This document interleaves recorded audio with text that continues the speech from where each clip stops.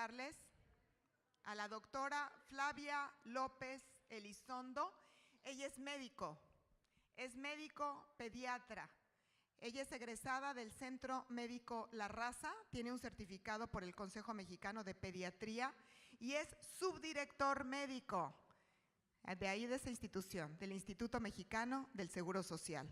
Realizó la maestría en bioética y una segunda maestría en tanatología, duelo y sentido de vida.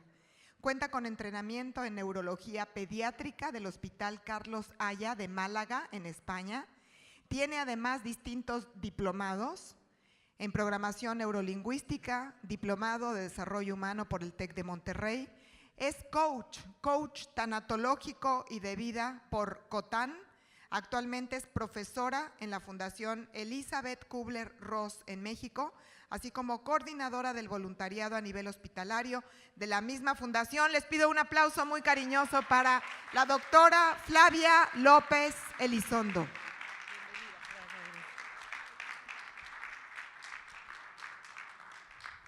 Muchas gracias. Mientras aquí ponen la plática, gracias a Rebeca de que nos trajo acá desde Monterrey y con mucha emoción porque estamos muy contentos. Digo contentos porque, bueno, me dijeron que no dijera nada, pero venimos mi esposo y yo. Entonces participamos en esto, o de alguna manera el camino nos juntó en esto desde que nos fuimos a la escuela otra vez, hicimos una maestría en bioética y de ahí yo me fui a la tanatología y mi marido le siguió en el doctorado de bioética, ¿no? Entonces estamos acá en este camino, 5 años, 8 años de desarrollo humano, no de área médica, soy pediatra. Todavía, yo creo que lo voy a hacer siempre. Estoy actualmente jubilada, apenas tengo 1 año. Por eso es como que ando así como que más tranquila haciendo ahora este tipo de cosas, ¿verdad? Yo siempre inicio mis pláticas con ¿cómo llegué yo a la tanatología? Soy pediatra, trabajé 30 años en el hospital y siempre me tocaba dar las malas noticias, por así decirlo, porque mi turno era nocturno, trabajé cada tercer día, todas las noches, 25 años porque mis últimos 5 años fueron a nivel administrativo, a nivel de una subdirección en el hospital de segundo nivel del Seguro Social. Pero bueno, en mis últimos 5 años aprendí mucho de adultos porque mi vida profesional era de niños. ¿Y cómo me incluí yo en esto? Porque cuando yo daba esas malas noticias a las mamás, por decir así malas noticias, ¿no? Porque bueno, yo creo personalmente que no son ni malas ni son buenas, simplemente son noticias. Esas mamás que no comprendían que eran niños que tenían más de 1 mes, 2 meses, 3 meses, niños de neurocirugía, de cirugía pediátrica, y que de alguna manera cuando les dabas esa noticia de que habían fallecido, me tocó atender muchísimos niños, 30 años. Entonces yo decía, ¿cómo? ¿Por qué no lo entienden si tienen mucho tiempo viviendo ese proceso? Cuando yo no conocía nada, soy médico. El médico no lo forman en el sentido humanista de alguna manera, ni siquiera para dar una mala noticia. Ahora hay toda una cátedra y ahora ya estamos entrenados hasta cómo hablar, ¿verdad? Bueno, los que hemos ido recorriendo ahora este otro camino, ¿verdad? Y bueno, yo es aquí como me involucro en todo este tipo de desarrollo humano, que es otro tipo, que es otra ciencia, que no tiene nada que ver con la medicina y tiene que ver mucho y tiene que ver todo. Pero bueno, vamos a empezar. Si por ahí sienten alguna voz que se me quiebra, bueno, pues soy como ustedes, muy normal. Okay. Se vale preguntar, se vale. A mí me gusta más trabajar así en este tipo de foro, no me gusta estar tan arriba, me gusta estar abajo, porque tengo como más contacto, como soy como más emocional y funciono más así con más contacto personal, ¿verdad? Bueno, hablar de ética del duelo, yo soy bioeticista y en alguna parte me dijeron, bueno, ¿cómo voy a relacionar el duelo o la ética con el duelo? ¿Cómo tengo que investigar, tengo que irme a los libros que tenía yo que hacer, cómo lo relacionaba, ¿no? Y a mí siempre me gusta poner una pintura, mi hijo el mayor es médico también y le encanta el arte, ¿no? Y yo creo que en el arte, tanto en la pintura como en la escultura, como la poesía, las emociones están siempre a flor de piel. En donde quiera que podamos encontrar el arte, vamos a encontrar el dolor, la alegría y el sufrimiento. Y bueno, esta es una obra que yo creo que algunos de ustedes ya la deben de conocer. Es un, hablando de ética, aquí lo pongo como dividido. Hablando de ética es el beso, que es como ese perfeccionamiento que nosotros queremos como seres humanos. Como cuestión ética, ¿yo qué? ¿A qué estoy llamado a ser? A ser feliz. Entonces yo lo pongo como cuestión ética en este cuadro de Gustav Klimt, que es un simbolista austriaco, donde él plasma de alguna manera el beso, así se llama. Pero al otro lado está el cuadro de las lágrimas. ¿Quién no ha pasado por el duelo no ha llorado? Solamente el que no tiene alma no llora, decían por ahí. Y Miguel Unamuno, en su libro La niebla, dice que en el alma está el manantial donde brotan las lágrimas. Por ahí también hay el autor de Picasso que dice que las mujeres no tenemos alma y pone hay muchas pinturas de Picasso en relación a eso. Entonces, por eso les digo, el arte nos ofrece siempre muchas cosas. ¿Qué son las lágrimas? ¿Por qué están aquí las lágrimas? Son esas hermosas perlas preciosas de oro. Porque las lágrimas son ese calmante, sanador, natural, tranquilizante, donde nos hacen precisamente salir todas nuestras emociones. Son el bálsamo natural más eficaz para trabajar el dolor y el duelo. ¿Ok? Bueno, empezamos con lo que es ética. La ética es a la luz, ethos, a la luz de lo que es el hombre. Muestra descubrir, realizar, contemplar la verdad de cualquier cosa o de uno mismo o de otros. El hacer acompaña al ser, pero el buen hacer acompaña al buen ser. Nosotros los seres humanos nos enriquecemos o nos envilecemos de acuerdo a nuestra actividad. Busca siempre el compromiso del bien común. Pero la ética también es esas teorías que explican la moral y el porqué de su existencia. La moral, ¿qué es la moral? Es la forma de actuar bien. Y bueno, yo menciono siempre Dios está conmigo, o sea, eso a mí me queda claro y yo siempre lo traigo en mis pláticas y de alguna manera yo fundamento muchas de las cosas que doy en base a grandes personajes, ¿no? Juan Pablo II. La ética como función no regula, sino inspira comportamientos, es centrarse en la persona y desarrollar los principios y valores morales, éticos de la conducta. Y es aquí donde Juan Pablo II dice, ¿y cuáles son esos principios? Los mejores principios fundamentales éticos son los humanos. Y dice Juan Pablo, la voluntad, la libertad, la responsabilidad y la solidaridad. Y él empieza, y después lo segunda el Papa Francisco de alguna forma, y dice, bueno, ¿en dónde yo aprendo esos valores éticos? En el seno de mi familia.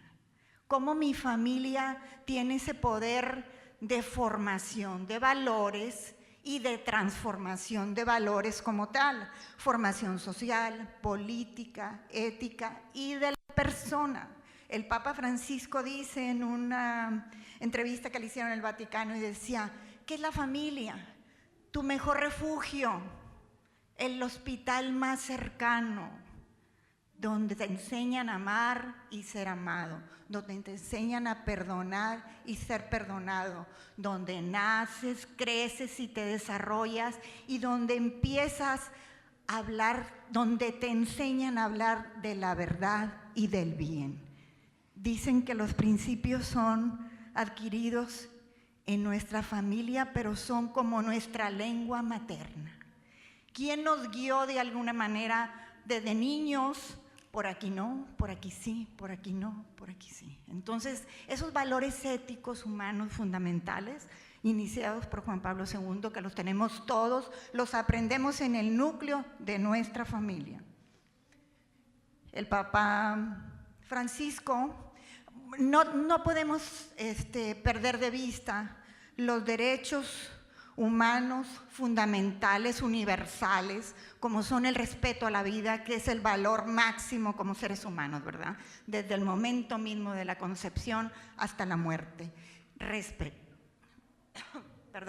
Respetar la dignidad de la persona como ese valor inherente, inalienable, que no se pierde jamás. Y Juan Pablo II, de hecho, dice bien, precisamente la dignidad se reafirma en el dolor y el sufrimiento, y no importa cuál sea la causa.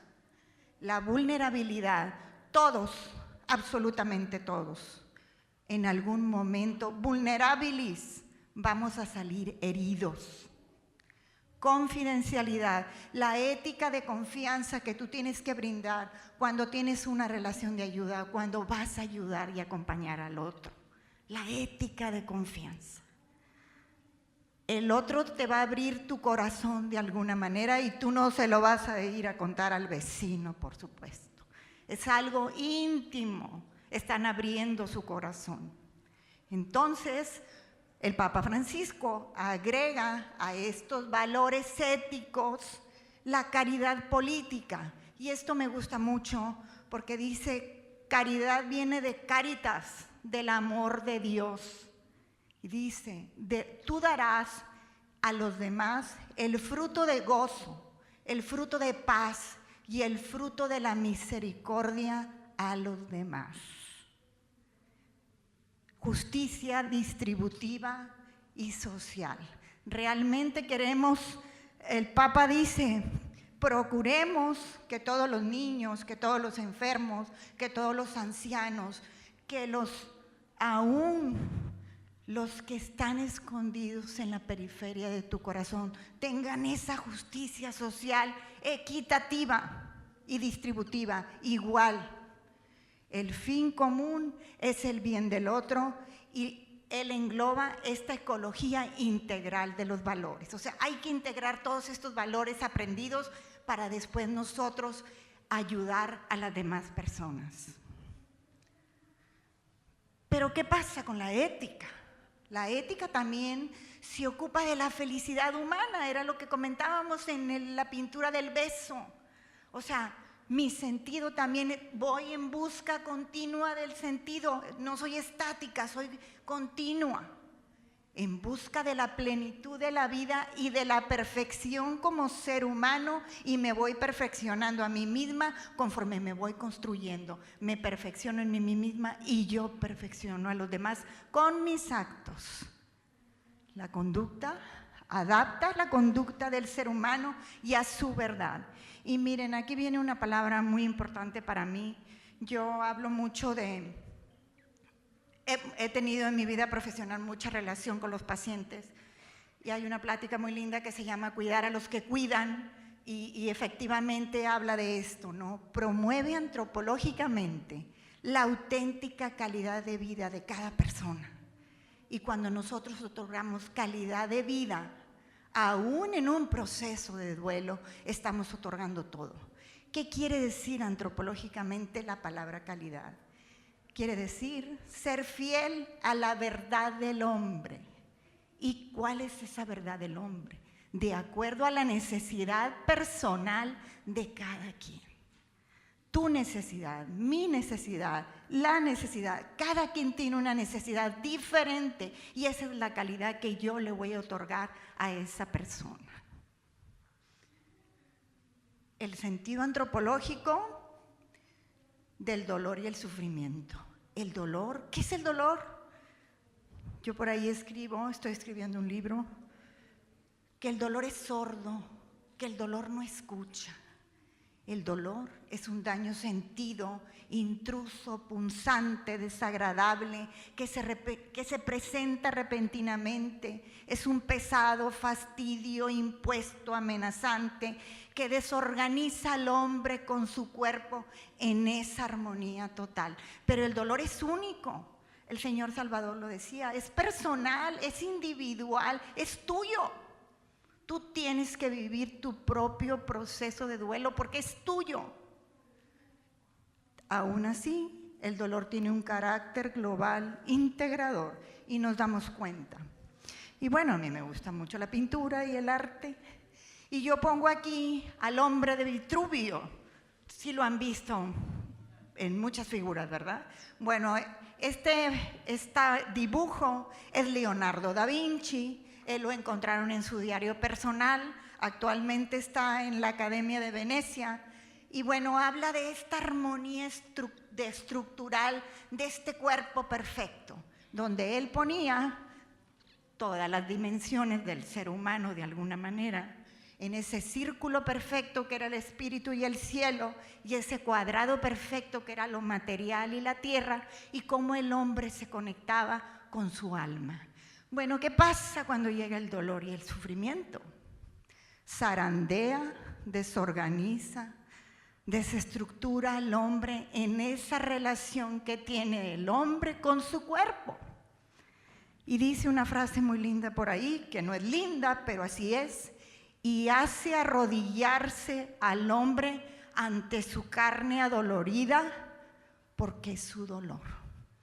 O sea, se tiene que dar cuenta que estoy sufriendo, y las manifestaciones pues son complejas y son esas características físicas, fisiológicas, endocrinas, musculares, todos estos gestos, todas nuestras emociones, nuestros sentimientos, todo lo que nos genera el duelo es esto. En estas dimensiones que tenemos como ser humano, ¿cómo se pierde esta relación? Dimensión física, biológica, espiritual, psicológica. Pero bueno, ¿qué es el dolor? El dolor viene a recordar al hombre lo limitado de su ser, proyectándose a sí mismo. Y leyendo un poco decía, cuando me proyecto a sí mismo, me confirmo a mí mismo y me confirmo como ser vulnerable. El dolor existe porque somos seres vivientes, porque somos seres humanos. Entonces creemos que el dolor es el auténtico protagonista de toda esta historia de la vida humana, y decimos que no, que realmente la plenitud de vivir y buscar ser felices es más que el sufrimiento mismo. Pero ¿quién causa el sufrimiento? Si todos sufrimos, en algún momento dijimos que todos vamos a salir heridos tarde o temprano. ¿Quién causa? La vida humana, limitable, vulnerable, está grabada en el corazón de la naturaleza como seres humanos. Dice una amiga budista que lo traemos tatuado desde el momento que nacemos. Es un misterio, hablábamos que es un misterio la vida, pero también la muerte, ya que se da desde antes de la intervención del hombre mismo. El dolor, Job, el padre hablaba de Job, el dolor y el sufrimiento, la tristeza y el miedo son los compañeros inevitables de toda la vida humana. Pero también dice que Dios mezcla dolores con dulzura y que todos esos trabajos y peligros no nos los da juntos, nos los da por separado. Si te toca sufrir en este momento, hay que sufrir. Si te toca estar feliz, si te toca estar disfrutando. Yo hace como un mes estaba en un bautizo, yo era la madrina, estaba muy contenta, un familiar falleció en la noche y al día siguiente estaba en un funeral. Esta es parte de la vida. Dios mezcla dolores con dulzuras. Bueno, yo leo mucho. Hay un libro que se llama El sentido del sufrimiento, ¿alguien lo ha leído? De Miguel Ángel Monge y José Luis León, se los recomiendo. ¿Quiénes son tanatólogos aquí? Por favor, que sea como un libro de bolsillo porque es indispensable. Y bueno, en este libro habla de que precisamente vivimos en un mundo hecho pedazos. ¿Y cómo está este mundo? ¿Quién causa el sufrimiento humano? Y lo pone como 4 causas principales. Las engloba en 4 causas. Y el primero lo pone la enfermedad, por decir como primera causa. Y leyendo un libro que se llama Más grandes que el amor, de Dimitri Lapierre, como de 1984-86, donde infectólogos, virólogos, microbiólogos estaban en esta búsqueda del problema del SIDA, ¿no? Entonces, como ellos, tanto que estudiaron y tanto que descubrieron, decían que los virus eran esas minúsculas asesinas implacables de toda la creación divina que afectaban tanto al hombre, a los seres vivos, a los vegetales, a todo ser vivo, y habían destrozado y causado tantas muertes, más que los conflictos bélicos y más que todos los desastres naturales. Entonces, ¿qué quiere decir? Que de acuerdo a nuestra herencia genética que hablaba hace un momento, en algún momento nosotros también vamos a enfermar, aunque seamos sanos y saludables, en algún momento. ¿Qué pasa con la vejez? Por ahí leí que decía, es el golfo del olvido, de la debilidad, de la incapacidad, de la fragilidad, de la vulnerabilidad. ¿Todo eso es la vejez? No. Sí y no, porque depende de quién. Yo puedo decir, cada quien tiene su historia. El accidente como causa, el accidente impactante que llega y te destroza y te desgarra trágicamente, la discapacidad, la debilidad física y obviamente como la autora principal de esta obra, que es la muerte, ¿no? Como primer bloque. Como segunda causa, los desastres naturales. Vivimos en el mundo y estamos en el mundo. Y puede pasar lo que suceda, nadie lo puede evitar, los desastres cósmicos, los terremotos, los tsunamis, los huracanes, los incendios. ¿Quién puede aplacar esta furia de alguna manera? Y no es de Dios. Estamos en el mundo, vivimos dentro del mundo. Pero ¿qué pasa con la tercera causa? Comentaba hace un momento aquí mi antecesora, la causa que te condiciona el sufrimiento por el mal ejercicio de tu libertad, maltratándote a ti mismo y maltratando a los demás, las guerras, los conflictos, el suicidio, la tortura, la violación, las drogas, el alcoholismo, el tabaquismo. ¿Por qué eliges sufrir? Y con tus acciones haces daño a los demás también. Si tú eres alcohólico, tus padres sufren porque eres alcohólico. Causas del sufrimiento humano. Por la entrega del servicio a los demás. Yo como madre sufro cuando veo a mis hijos sufrir, cuando veo a mis hijos partir, cuando veo a mis hijos morir. Y no son estadísticas porque no son números. Los profesionales de la salud, cuando enfrentan la pérdida de sus pacientes, del fracaso terapéutico, de aún que han abordado todo a nivel médico, no logran curar a sus pacientes. Las enfermeras, las madres, los voluntarios, los sacerdotes, las misioneras, todos sufrimos. Entonces los protagonistas del dolor somos todos los seres humanos. ¿Por qué? Porque somos vulnerables y porque somos seres limitantes y porque está grabado en el corazón de nuestra naturaleza humana, querramos o no.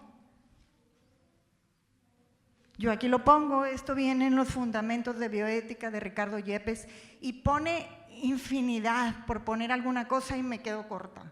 Los débiles, ¿quiénes son los protagonistas? Nos incluyen a todos, los no nacidos, los maltratados, los sin hogar, los deficientes, los prostituidos, los que no tienen sin voluntad, los dementes, los que sufren injusticia, los víctimas, los inocentes en todas sus formas.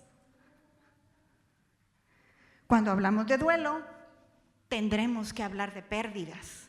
¿Qué es una pérdida? Carlos Alusky decía, es la falta o ausencia de algo que se tenía y que interrumpe nuestro fluir en el diario vivir. Es el alto, es la luz roja que llega y que no me deja avanzar. Son todos los cambios que experimentamos durante nuestra vida, paso a paso, continuamente. Durante el viaje de la dura realidad vamos perdiendo todo, querramos o no. Desde que nacemos vamos perdiendo, ya no somos niños, ya no somos adolescentes, hemos perdido parte de la juventud, vamos perdiendo la rueda de la vida, ahorita la veremos. Es la sombra de todas las posesiones materiales e inmateriales. Pero ¿qué pasa con las pérdidas? ¿Cómo aparecen las pérdidas? Y así, sorpresivas, inoportunas, inesperadas, inadmisibles a toda la lógica humana. Y en primer lugar pone la pérdida de un hijo, por supuesto. Pero ¿qué pasa con esas muertes que queremos que lleguen, esperadas y oportunas? Hay pacientes que duran 8 años en una cama, hay pacientes terminales que los familiares de alguna manera en forma consciente y no por falta de amor quisieran que la muerte llegara. Entonces, ¿nos gusta cuando llega lenta o nos gusta cuando llega en forma impactante de alguna manera? No nos gusta, la muerte no nos gusta, de ninguna manera. La vida obliga al ser humano a renunciar a todas las personas y las cosas amadas, ya que todo, absolutamente todo lo vamos a perder. Los apegos. El cambio implica una pérdida, del mismo modo que cualquier pérdida es imposible sin ningún cambio. Me preguntaban hace rato, entonces, después de un duelo, ¿eres feliz? Yo oí a Salvador en su plática y vi que es una persona feliz. Y no por eso no recuerda a su hijo, que de eso se trata un poquito esto. ¿Qué pasa con las pérdidas? En la rueda de la vida, rueda de pérdidas. ¿Qué perdemos? Confianza, intimidad, familia, secuestro, trabajo, y me faltarían muchas, bienes materiales. Pierdo la fe en Dios, los sueños, la jubilación, el divorcio como una de las causas más impactantes de pérdida. ¿Qué es el duelo? De latín dolos, dolor, estado, pensamiento, sentimiento, actividad que te produce consecuencia de la pérdida. Se necesita un tiempo y un proceso para volver a ese equilibrio normal, a ese zarandeo que nos dio el dolor y sufrimiento. Y el tiempo es relativo, porque depende de cada quien y es personal. Es un proceso natural que debe vivirse dignamente, sin autoflagelarse y sin victimarse para poder salir fortalecidos ante esto. ¿Alguien vio la película Gravedad de Sandra Bullock? El dolor es infinito, pero estoy de pie. Es una respuesta emocional ante la pérdida. El sentido del dolor y el sufrimiento es vivir moralmente el duelo mismo. Vivir significa reafirmar que soy un doliente, que me duele lo que me está pasando. Esto me podrá ayudar para adaptarme al cambio tras la pérdida. Es el reto del adiós a un proceso de despedida que es único, inevitable e inminente. Al ser humano le duele lo que ama y cuando lo pierde elabora un proceso de duelo. Y esto es importante porque decía, tenemos que tener un vínculo amoroso y afectivo con esa pérdida que tenemos. No importa que sea mi gato o mi perro, es mi pérdida. Tiene que ser mío, tiene que tener ese vínculo de amor, de afecto, porque tal vez se murió mi vecino y lo siento mucho, pero no es mi dolor, es el dolor de él.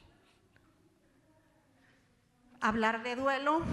Ya conocen las etapas de la doctora Elizabeth Kubler-Ross: la negación, la ira, el pacto, la aceptación. Y ahorita hablando un poco con Rebeca, que estuvimos en el Congreso de Tanatología en Monterrey, vino su hijo, y bueno, él nos hablaba, aquí me voy a ir un poquito rápido, ya conocen las etapas: negación, no puede ser, no me está pasando a mí, no sucede, me quiero ir con otro doctor porque esta mala noticia no es a mí, se equivocaron los exámenes. Negación, negación total. Y es una etapa de amortiguación porque sé que voy a sufrir. Enojo, ¿hacia dónde está el enojo? Hacia afuera. La culpa, la ira, el coraje, la furia, va dirigido hacia afuera. Y lastimamos a los que más nos ayudan, a los que más nos quieren, a los que más nos cuidan de alguna manera. Es una etapa. Negociación, ¿qué dijimos? ¿Qué hemos escuchado? Estamos tan enojados con Dios y decimos: gracias a Dios soy ateo. O sea, creo en Dios. Realmente negocio con Él y le digo: dame tiempo, dame oportunidad que me despida, dame oportunidad de arreglar mis cosas pendientes, pido tiempo, voy a ser mejor persona, me voy a cuidar, o sea, quiero tiempo, Dios. Y el Padre dijo: ¿Dios responde o no? Depresión, esta foto la vi mucho ahora, a mí me gusta mucho. Creo yo que es la peor etapa, pero también es la etapa donde resurge, porque es donde tocas fondo, donde estás en lo más profundo. Es una etapa de abatimiento social, aislamiento total, donde están todas estas emociones, conductas y actitudes del duelo, donde las vives profundamente. Está hacia tu interior, pero es donde resurges y es donde empiezas a ver la luz para empezar a aceptar la realidad. No es una etapa feliz la aceptación. Es aceptar la realidad y ver y decir: ¿qué voy a hacer? ¿Cómo me voy a renovar? ¿Cómo me voy a reestructurar? ¿Cómo voy a reorganizarme para yo salir fortalecida? ¿Cómo le voy a hacer con lo que me quedó? Es el adiós de la pérdida para siempre. Y bueno, Ken Ross, que estuvo con nosotros, aquí se los voy a presentar, estuvo con nosotros en el Congreso, nos dijo, y a mí se me quedó, Rebeca lo tiene que recordar, que no eran importantes las etapas, que el problema, que tal vez la publicidad, los editoriales, todo esto, ahora Ken está como siguiendo el legado de su madre y él está realmente mostrando todos esos escritos que ella tenía originalmente, y él empezó a mostrar que en todas las etapas siempre le llamaba la atención que bueno, que su mamá era tan famosa mundialmente por las etapas que salía en todas partes, en Los Simpson, en las caricaturas, en Mafalda, todo mundo conoce las etapas de Kubler-Ross. Dice, pero lo que llama mi atención es que ¿en dónde dejaron a la esperanza? Y resulta que la esperanza estaba desde el principio. O sea, siempre hay que mantener la esperanza en la desesperanza, y ese pues es todo un tema. Aquí está Ken, hablando de su madre. Increíblemente lo vimos nosotros hace 4 años y ahora que volvió, realmente muestra todo lo que su madre hizo en el trabajo que ella hizo con los moribundos. Y él decía, el trabajo de las etapas de mi madre no es el valor era cómo yo me acercaba y me acompañaba precisamente con los pacientes. Tal vez no le voy a decir, ¿en qué etapa de duelo estás? ¿Estás en el enojo? Entonces no me puedo acercar a ti. No, era la manera en que Elizabeth Kubler se daba cuenta más o menos que estaba sucediendo, pero era como ella se acercaba a los moribundos. Ella trabajó enormemente con los moribundos. en una sala, en una audiencia. Había residentes de medicina, había residentes de teología, médicos que se estaban formando, y ella traía a los pacientes en sillas de ruedas, en las camillas, y le decía al público: pregúntale qué siente el paciente, no en qué etapa estaba. Y bueno, me pareció muy lógico, obviamente. Claro que nosotros como tanatólogas, que es otra circunstancia que por ahí vimos en el Congreso, que una doctora que se invitó de Costa Rica decía que la tanatología no existe, que no existe en el mundo la tanatología, que la tanatología es un invento como del mexicano. Y le dije, bueno, pues entonces somos como Guillermo del Toro, que como somos mexicanos, pues está bien. Si la tanatología nosotros nos la adjudicamos, está perfecto, nos quedamos con ella, ¿verdad? Estas son las emociones, sentimientos que nosotros vamos viendo, las emociones, las conductas, todo lo que vivimos cuando estamos atravesando una etapa del duelo. Pero vemos aquí, ¿cuál es la relación ética que yo le voy a dar al duelo? La demanda ética, la vulnerabilidad del rostro del otro. Dice Freud, tú cargarás al muerto contigo. ¿Cómo lo voy a cargar? De alguna manera. La demanda ética de la vulnerabilidad del rostro del otro implica la necesidad de una relación ética cuando la muerte violenta acontece o las diferentes pérdidas. Obliga a entender el duelo en términos de un deber ético de llevar al otro en la memoria para no ser olvidado. El mandato ético es no dejarlos en el olvido, sino que perduren en el recuerdo de nosotros. Y Marco Tulio Cicerón decía, los muertos viven en la memoria de los vivos. Jacques Derrida es un filósofo francés que dice, el deber de llevar al otro que ha muerto en uno mismo, fíjense, sufro con él, estoy con él, sufro para él, pero cuando llegó el momento de su final, lo dejo con su muerte, con su gran muerte, y yo me quedo con el único consuelo que tengo yo como sobreviviente, que es el duelo. Dejo al muerto con su muerte, y su gran muerte la enaltezco. Sufrí con él y por él, pero al final me quedo con el único consuelo, porque el que me queda, ¿de quién es el problema? ¿De los que se van? De los que nos quedamos. La relación ética, atravesar el valle de las lágrimas, de la desesperación, enfrentar el nuevo mundo que ha quedado empobrecido para siempre. La duración es un tiempo en forma relativa. Depende de cada doliente. La importancia de los rituales funerarios para ser reconocidos como dolientes. Y esto lo vamos perdiendo conforme todo este mundo va avanzando, y lo veremos ahorita un poquito. ¿Qué pasaba con estos? ¿Alguien sabe qué es esto?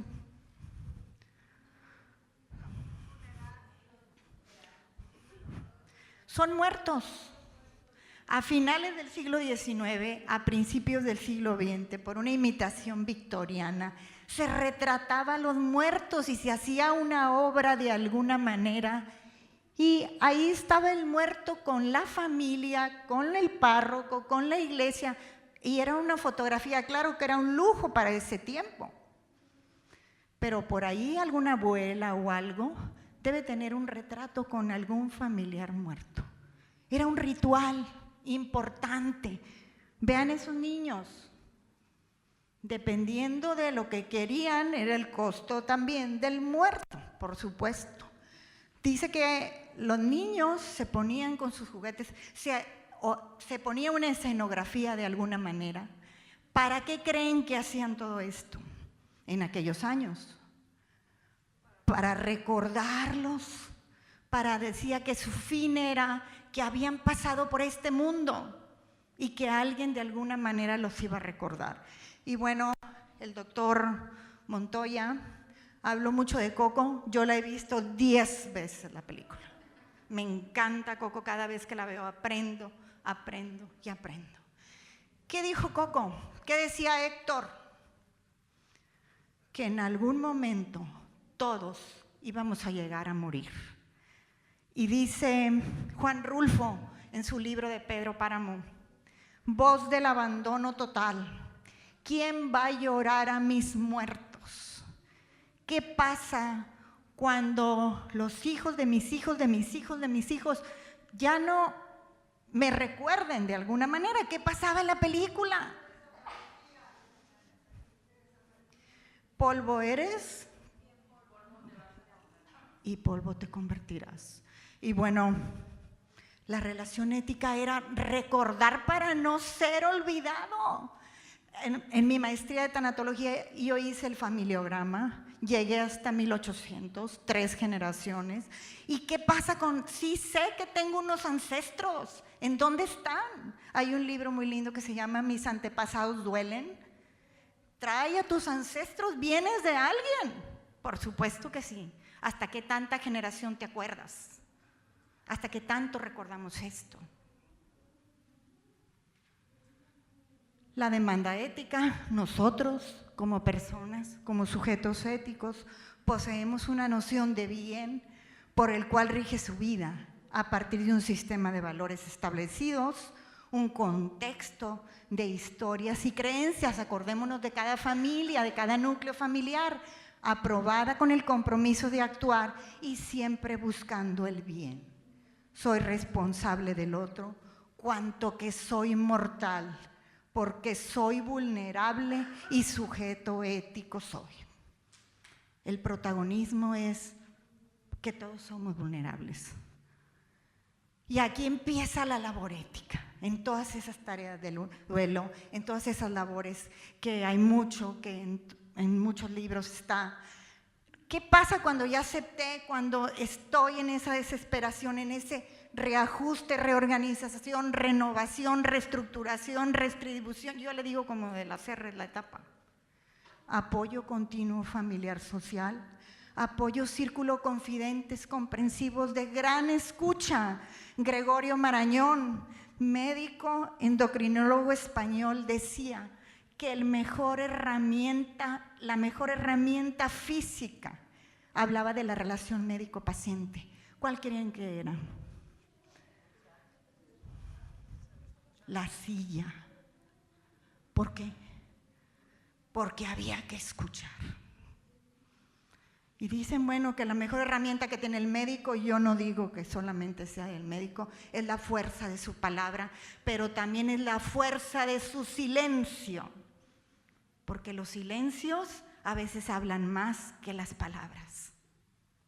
Apoyo médico, apoyo religioso, apoyo espiritual, apoyo psicológico, terapeuta, apoyo tanatológico, ya nos empiezan a mencionar. ¿Por qué existimos las tanatólogas? ¿En dónde estamos? En los hospitales, ¿cómo entramos? Voluntarias, en forma voluntaria. ¿Por qué nos formamos? Porque tuvimos vocación, porque vimos algo, porque queríamos un poco más. ¿Cuáles son las tareas del duelo? Date permiso de estar en duelo. Reconoce y acepta la pérdida. Acordémonos, el adiós a la pérdida. Evitar la conspiración del silencio, importante cuando estamos con un paciente en una relación de ayuda. Ella sabía que nosotros lo sabíamos, nosotros sabíamos que ella lo sabía, y cuando estábamos todos reunidos nadie hablaba de ello. Esos momentos son momentos de oro. Cuando estamos con un paciente, cuando estamos con un familiar que va a partir y nadie quiere hablar. ¿Ustedes creen que la persona enferma se engaña a sí misma? No. Tal vez se engaña, y dentro de los derechos de los pacientes dicen: tengo derecho a no recibir información si no quiero. Ya está bien, pero eso no quiere decir que tú veas a tu cuerpo desorganizado totalmente y no sepas que realmente te está afectando algo, ¿verdad? Desapego, la vida continúa. Alejandro Magno dijo: que me entierren con las manos en alto y vacías, porque no me voy a llevar nada. ni todo el oro, ni toda la fortuna, ni todo lo que yo logre tener, me lo voy a llevar.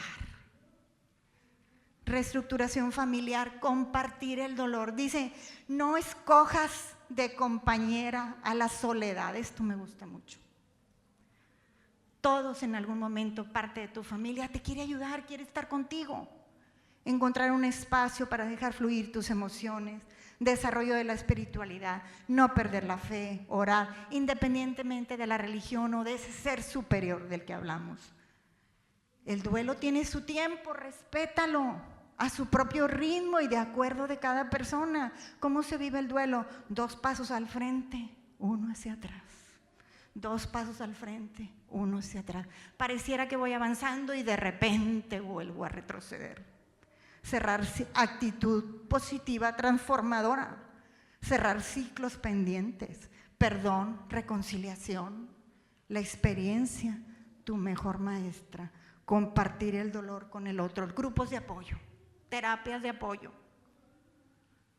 Dicen que cuando comparto el dolor y veo el dolor del otro, que yo te escuché llegando, me quedo con el mío. Porque ya no me gustó el tuyo, porque me duele el tuyo, porque perdiste 3 en un segundo. Mejor me quedo con lo que me está pasando a mí, porque todos tenemos algo roto. 10 mandamientos de acompañante del duelo de Patricia Ibarra en su libro La ausencia. Escucharé con los oídos y con el corazón. Mi mejor ayuda es mi presencia. Y la Madre Teresa de Calcuta decía, limítate a estar ahí aunque no hagas nada. Disponibilidad incondicional.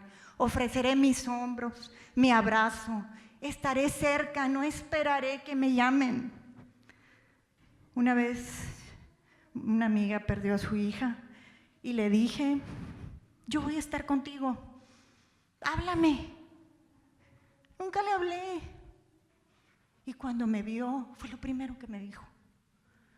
No estuviste, no fuiste. ¿Tú crees que yo te iba a buscar? ¿Y por qué creen que yo no fui? Porque cuando enfrentamos la muerte del otro, enfrentamos la muerte de nosotros mismos. Y también tenemos miedo. Comunicación sincera de respeto y confianza. Reconocer el dolor en forma personal, individual. Ética de rescate en una actitud peligrosa. Esto es muy importante cuando las personas dan en grupos de apoyo, terapeutas, cuando ven a personas que pueden tener intentos contra su vida de alguna manera. Esa ética de confianza hay que avisar a alguien, ¿verdad? O sea, no podemos pensar que pudo pasar algo y nosotros tal vez lo intuimos y no lo dijimos. Técnica de reconstrucción en duelo y permaneceré cerca a tu lado en la medida de lo posible y con el respeto que se merece, porque hay gente que no quiere y cuando alguien no quiere, decíamos que este es un trabajo personal y tienes que querer para que te puedan ayudar o para que puedas sentir que alguien te puede ofrecer un brazo, una mano, un abrazo. Estas son manifestaciones. ¿Qué labor ética debo tener yo como sujeto ético, como persona ética, como ser humano? Empático, cálido, responsable, auténtico, sincero, seré coherente. Confianza al acompañar, una escucha activa, intermediario. Puedo ser médico, puedo ser familia, puedo ser paciente. Todos vamos a ser en algún momento pacientes, acordémonos, todos vamos a enfermar en algún momento. O a lo mejor no enfermamos, ni siquiera llegamos a eso, tuvimos un accidente o algo nos pasó. Quien hable con la persona, mas no con la enfermedad. Quien propicie un buen trabajo de muerte. No dar falsas esperanzas, no miente, no promete. Procura que el doliente no esté solo. Esto se da mucho en los pacientes de una relación de ayuda, en los pacientes terminales. ¿Qué no decir? ¿Qué cosas nos equivocamos tanto porque no sabemos? cuando estamos en un funeral, cuando queremos ayudar a alguien. Esto yo lo he ido recopilando conforme he ido escuchando, leyendo. Que no decir, fue lo mejor, Dios así lo quiso, es voluntad. Siempre le echamos la culpa a Dios. Es voluntad de Dios, está en un mejor lugar, sé cómo te sientes, el tiempo lo cura todo, Dios te puso a prueba, tienes que ser fuerte. Si hubiera estado ahí, yo lo eché a perder. Luego te sientes culpable. Son muchas frases. Y a veces, ¿qué hay que hacer? Limítate a estar ahí. Nada.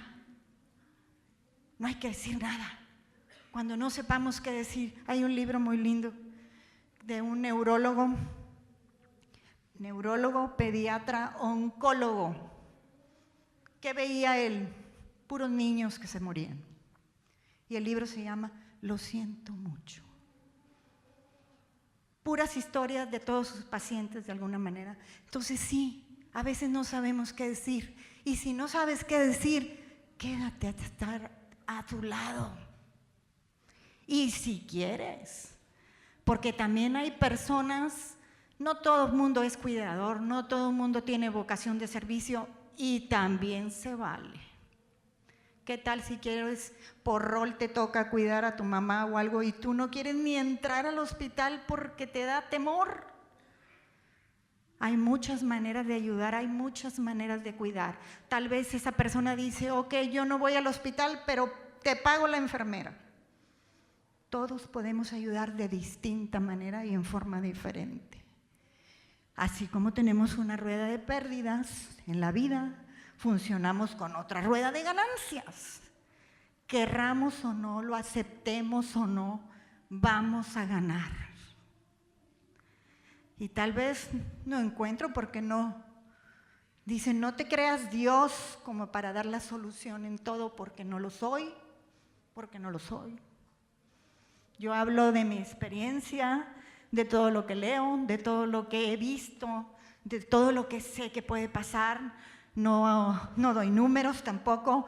Rueda de ganancias que me enseña Dios. A veces encuentro a Dios en el camino y no lo tenía. La trascendencia, cambiar para mejorar, ser mejor persona, disfrutar las cosas simples, sentirme amada y respetada. ¿Qué pasa con esas mujeres de cáncer de mama? ¿Qué pasa con los mutilados? Van perdiendo, pero van ganando porque dice, ok, tuve una paciente que al marido le amputaron las 4 extremidades. Dice, no importa, está vivo. ¿Qué dice Juan Pablo II en el Congreso Internacional de los Moribundos 1992? Que cómo podíamos acompañar con una gran presencia amorosa, piedad comprensible, apoyo humano, no podemos solos, consuelo espiritual. Yo, desde mi fe, desde mi religión, ¿cómo puedo ayudar al otro a encontrar y a partir en paz? Porque a veces nos toca eso, aliviar con dedicación, cuidar y escuchar con esmero y acompañar con el corazón.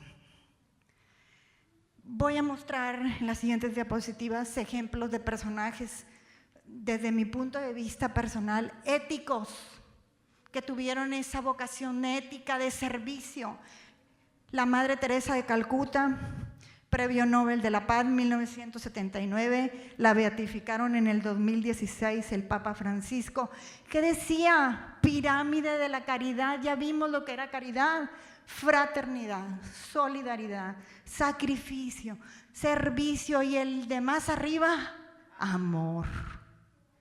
El amor, una cadena de oro. Decía, ella formó más de 5,000 misioneras y más de 700 hospicios. La madre de los pobres, de los más pobres, de los olvidados, de los desahuciados, le llamaban a su casa el moridero. Realmente recogía en Calcuta a los indios, de alguna manera, los recogía, iban y morían. Y decían, viví toda mi vida como un animal, pero muero como un ángel tocado por la mano de alguien. El no sentirse abandonado. La Madre Teresa de Calcuta decía que el mejor dolor, la mayor enfermedad era el desprecio y el no ser amados. ¿Alguien recuerda esta fotografía? Esta fotografía fue tomada por un con llamado Nick en la guerra de Vietnam, la aterradora guerra de Vietnam, donde muestra a esta niña, Kim se llama ella, de 9 años, cuando hubo una explosión en Nepal y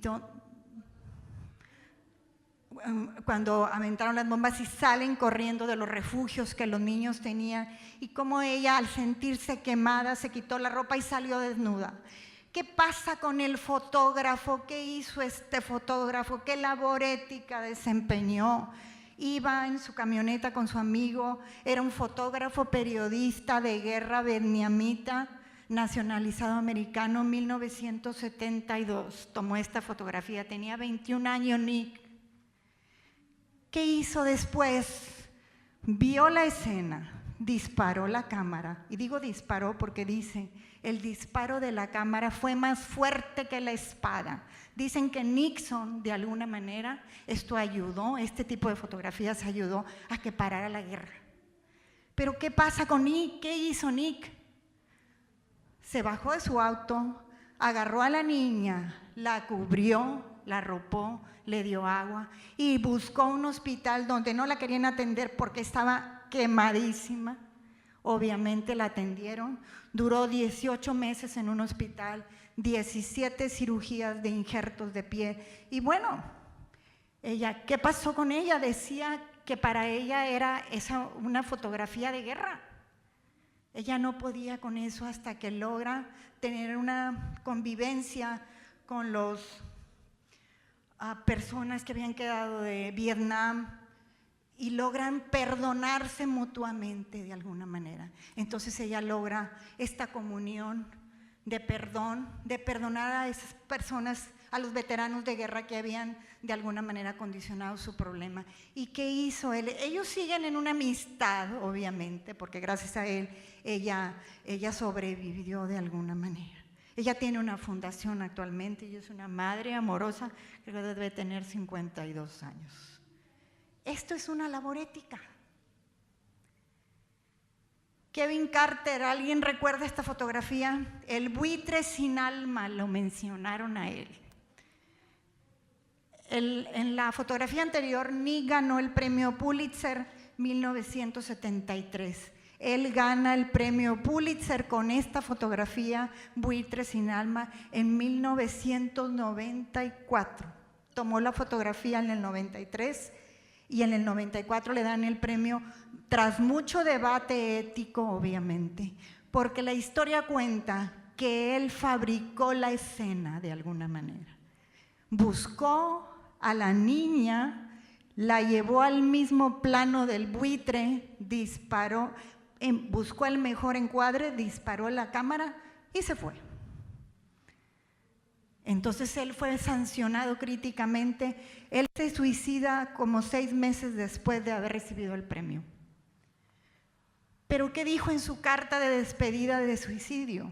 Que se iba a reunirse con su mejor amigo porque había fallecido, que no se perdonaba no haber podido hacer algo más por esta niña.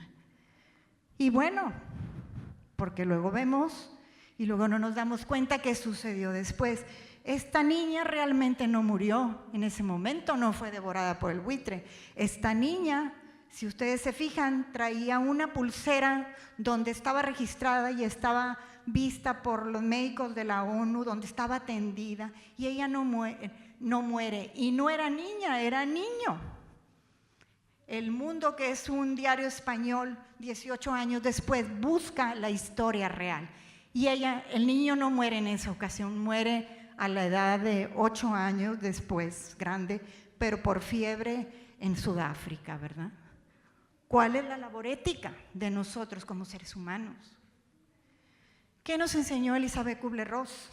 Vive de tal forma que al mirar hacia atrás no lamentes haber desperdiciado tu existencia. Vive de tal forma que no lamentes las cosas que has hecho ni desees haber actuado de otra manera.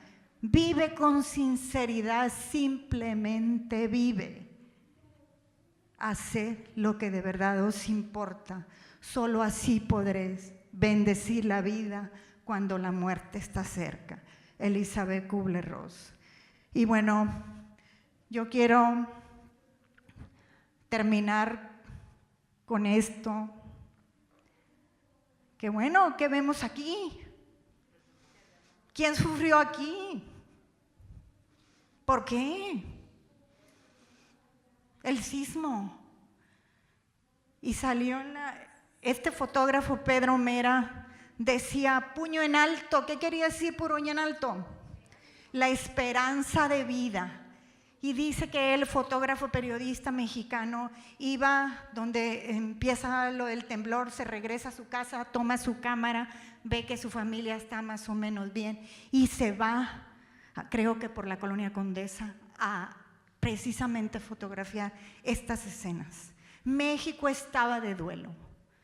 Esas manos, esos brazos, esos puños, esas manos, ¿de dónde llegaron?